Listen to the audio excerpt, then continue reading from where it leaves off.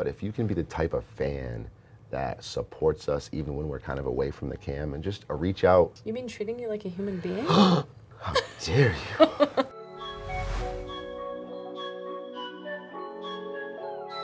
Hey everyone, I'm Nicoletta Heidegger and I'm a licensed marriage and family therapist and sexologist. I'm Dirty Drizzy, cam guy, and all around good time.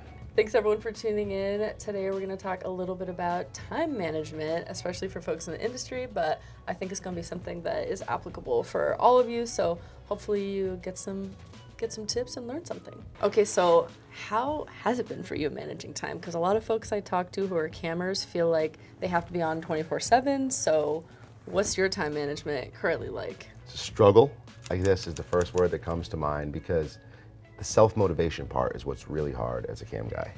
Especially if you're working from home? Yeah, without that boss man looking over your shoulder, a boss person looking over your shoulder telling you when you need to punch in and punch out, setting up the schedule and then sticking to it is tough. And the fans demand it. Yeah, what usually gets in the way of sticking to it? Cleaning the house. Like anything else? And like a wind blowing, like a butterfly flying by, like you name it. ADHD. Yeah, thanks a lot, perhaps, undiagnosed. But I don't know if it's that or just working from home, I think. Maybe like in general, honestly, that driving to the office does have its perks, you know. I think people working from home, even if they're an adult or not, could probably relate to that part, where you're probably not as efficient if you're at the house all day with all those distractions. Yeah, I mean, that's also like the reason why a lot of people do it, because they're like, oh, I get to work from home, that feels so nice. Yeah. But I know a lot of folks who do go to a place even for camming. Like, I know some folks own like communal studios or like houses that are camming houses. Like, have you tried that? And if not, what stopped you? I've shopped for it, but what stopped me is the money, you know. It's making that decision that I'm going to really commit every month to spend money, to make money, and you're kind of admitting to yourself at the same time that it's because I don't have the discipline to just do it on my own at home and leave the dishes in the sink for an extra hour or whatever the case might be, you know. Yeah. So that's why I haven't made that leap. I don't know, should you think that I should invest more in myself? Well, it sounds like it's an investment on the front end, but that it might be a thing to hold you accountable. And I mean, I get the shame spiral that comes with like, well, I should just be able to do this by myself on my own. Yes. And that hasn't worked for me yet. So if that's motivating and works for you, go for it. But it doesn't work for me. I have found that I am someone who does need like what we call like a body double, like an accountability person. So for example, whether it's like personal trainer or whatever, like yes, it's an investment on the outside, but then for me, the return of interest is always bigger. So like I'm hearing, yeah, it sucks, like I could not have to spend that money and just work from home. But then you're saying, I might be losing money because I'm struggling to work from home. So what's your return of investment, you know? Yeah, and especially when consistency is what the fans really expect in adult. You know, it's a personal relationship that we have in the cam room with the fans. So that's hard though. Is there anything you want fans to know? Because this is something I hear a lot from folks in the industry, because it's sort of become the industry standard that there's this expectation that you are a superhuman who's going to be on all the time.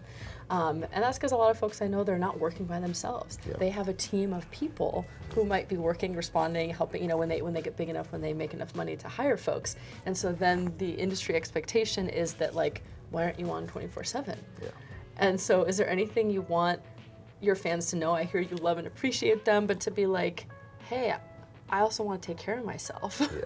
I thought of an answer as you were speaking, and it shouldn't sound like a sales pitch, but if you can be the type of fan that supports us even when we're kind of away from the cam, and just reach out like the folks that are members of our fan club, or they might tip a few tokens with an offline tip and just say, hey, haven't seen you in a while, miss you, hope all is good.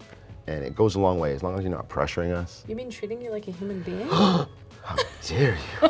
How dare you? Yeah, something like that. Is there anything that has helped with the motivation, that has worked for you? For me, when I write it down, I'm sure it's not just me, but when I give myself the accountability of that calendar, I make a fancy one, graphics, so the fans can see it. Yeah. If I do my monthly calendar, they know that they're gonna see me in Drizzy's room on those days, because they'll hold me accountable. When I'm kind of like flying by the seat of my pants, like I don't have to write it. I know that I'll do it. Yeah.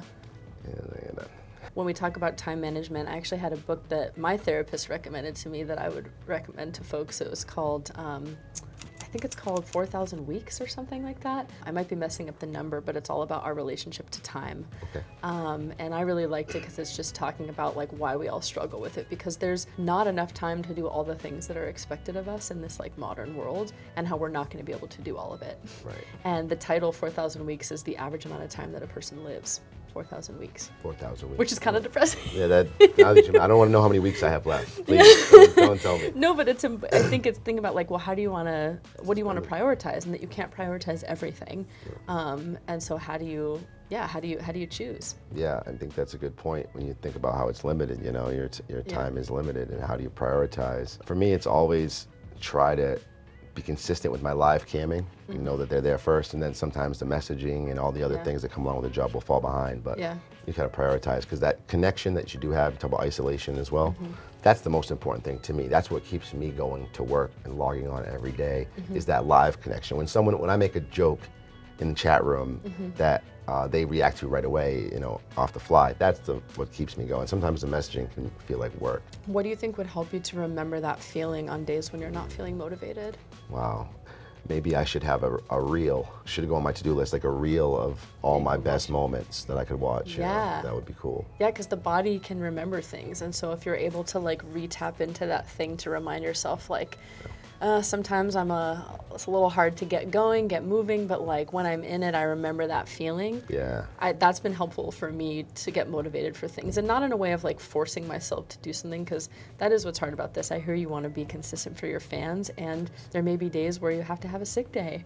Right. And I hear that's harder to call in when you don't have a boss that guarantees you a sick day, and then you don't make money. Yeah. You don't get PTO. Right, you mentioned the guilt spiral thing. That's when you start to feel guilty about it, and then you don't. Yeah. The next day it's even harder to log in, because you're gonna have to kind of feel like you have to answer for why you didn't log in the day before. Yeah. So it's just stacked up. Well, I don't know if you're comfortable answering this, and it might be like too big of a philosophical whatever question, but try me. I'm hearing that there's a lot around like these shoulds. Sure. That you're like, I should be able to do this by myself, like I shouldn't be struggling with this. And I'm curious, based on what you know about yourself, like why do you think that's a struggle for you to, like there might be a little struggle around accepting some help? Yeah. Or admitting when, I don't want to say admitting defeat, because it might not be defeat, admitting when you like have hit a dead end and you might need to. It's probably a combination of two things that are probably related. Perfectionism, like a little OCD situation where you want to do it yourself. Yeah. And not give up the control of it. Yeah. And then also being a little scatterbrained and being like, well, I'm gonna rap today. You know, I'm doing a song. I got a new song I'm working on. And like, now I'm like working out. You know, I'm always working out as well. Being in a bunch of different hands in different pots too. So. Yeah. And look, I'm not your therapist, so I can't say for certain, but I will say that most people are not neurotypical. That's probably why everyone's seeing their brain like, how come everybody has ADHD now and all this stuff? And it's like, I don't know if it's now that everyone has it, but I think people are realizing that our expectation of neurotypical was invented by some old white guy a long time ago that wanted people to be productive in a line in a factory and to be able to work for this many hours and stay focused. But that's not how most people's brains work. Most of us have neurodiversities in the way we think, the way we learn, how much info we can retain.